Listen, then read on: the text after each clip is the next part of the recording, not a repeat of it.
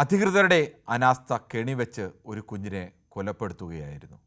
കേവലം 13 വയസ്സ് മാത്രം പ്രായമുള്ള അരുമയായ ഒരു കുഞ്ഞ്, 8ാം ക്ലാസ് വിദ്യാർത്ഥി. എല്ലാ കുട്ടികളെയും പോലെ മിഥുനും ഇന്ന് രാവിലെ സ്കൂളിൽ പോയതാണ്. അവൻ്റെ അച്ഛനും അമ്മയും അമ്മുമ്മയും അപ്പൂപ്പനുമെല്ലാം അവൻ വൈകിട്ട് മടങ്ങി വരുന്നതും കാത്തിരുന്നിട്ടുണ്ടാവും. എല്ലാ അച്ഛനമ്മമാരെയും പോലെ മിഥുൻ്റെ അച്ഛനമ്മമാർക്കും അവനെക്കുറിച്ച് വലിയ സ്വപ്നങ്ങളുണ്ടായിരിക്കും.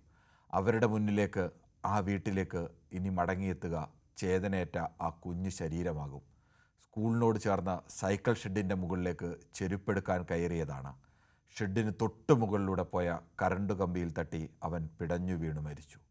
കുഞ്ഞുങ്ങൾ പഠിക്കുന്നൊരു സ്കൂളിൽ ഇത്ര അപകടകരമായ കറണ്ട് കമ്പികൾ കടന്നുപോയത് ഇതുവരെ ആരും കണ്ടില്ലെന്നൊന്നും പറയാനാവില്ല. ഇതിലൊരു അപകടം തിരിച്ചറിയാൻ ഏതൊരാളിനും കഴിയും.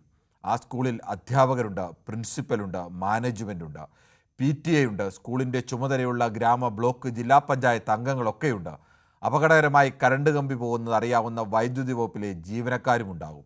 ഈ അപകടം ഒഴിവാക്കാൻ ഇവർക്കെല്ലാം കഴിയുമായിരുന്നു. ഇവരുടെ അനാസ്ഥയുടെ പേരിൽ ഒരു കുഞ്ഞിൻ്റെ ജീവൻ ബലി കൊടുക്കേണ്ടിയിരുന്നില്ല. നമ്മുടെ സിസ്റ്റത്തിന് എവിടെയോ കുഴപ്പമുണ്ട് എന്ന് തെളിയിക്കുന്നതാണ് ഈ അപകടം. ഈ കുഞ്ഞിൻ്റെ ജീവനെടുത്തതിന് ആരാണ് ഉത്തരവാദി?